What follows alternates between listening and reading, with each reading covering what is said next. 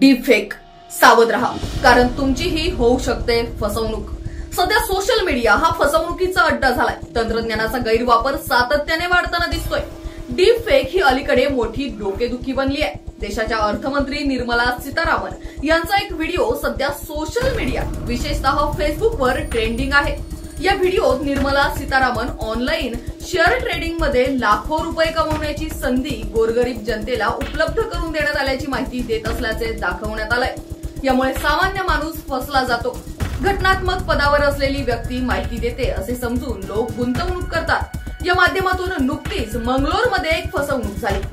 फेसबुकवरील एक व्हिडिओ जो चुकीच्या पद्धतीने निर्मला सीतारामन यांच्याशी जोडला गेला, एका ऑनलाईन ट्रेडिंग प्लॅटफॉर्मला प्रोत्साहन देत होता, ज्यामुळे एका व्यक्तीला 10.6 लाख रुपयांचा तोटा झाला।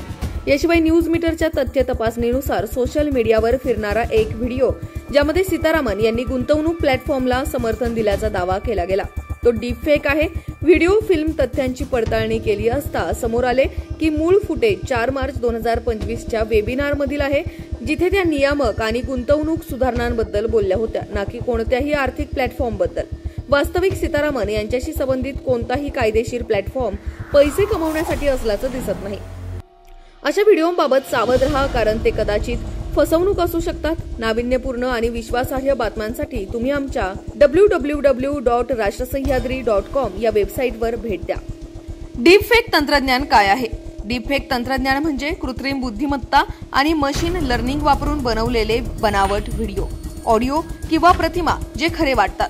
या तंत्रज्ञानाद्वारे एखाद्या व्यक्तीचा चेहरा, आवाज किंवा वर्तन दुसऱ्या व्यक्तीच्या व्हिडिओवर लावले जाते, ज्यामुळे ती व्यक्ती खरोखर तिथे आहे किंवा ती काहीतरी बोलत आहे असे भासते। डीपफेकचा धोका: फसवणूक, खोट्या व्हिडिओद्वारे लोकांची दिशाभूल करणे, जसे की निर्मला सीतारामन यांचा बनावट व्हिडिओ। प्रायव्हसी भंग, एखाद्याच्या परवानगीशिवाय त्यांचा चेहरा किंवा आवाज वापरणे। खोट्या बातम्या, राजकीय किंवा सामाजिक गैरसमज पसरवणे। आर्थिक घोटाळे, बनावट व्हिडिओद्वारे लोकांना फसवून पैसे उकळणे। डीपफेक कसे ओळखाल? असामान्य चेहऱ्यावरील हालचाली, डोळ्यांचा अप्राकृतिक झटका किंवा पार्श्वभूमीतील त्रुटी, आवाजातील असंगती किंवा अप्राकृतिक लय। डीपफेक डिटेक्शन सॉफ्टवेअरचा वापर। डीपफेकला सामोरे जाताना विश्वसनीय स्रोतांवरून माहिती तपासा, संशयास्पद व्हिडिओबद्दल सावध रहा आणि त्याची सत्यता तपासा। कायदेशीर कारवाई: भारतात डीपफेकद्वारे फसवणूक केल्यास आयटी कायदा 2000 अंतर्गत कारवाई होऊ शकते। या तंत्रज्ञानाचा वापर सकारात्मक आणि नकारात्मक दोन्ही मार्गांनी होऊ शकतो, त्यामुळे सावधगिरी आणि जागरूकता महत्त्वाची आहे। राष्ट्र सह्याद्री न्यूज तर्फे जनहितार्थ जारी। अशाच ताज्या आणि महत्त्वपूर्ण घडामोडींसाठी पाहत रहा राष्ट्र सह्याद्री न्यूज। राष्ट्र सह्याद्री न्यूजला लाईक करा, शेअर करा आणि सबस्क्राईब करा।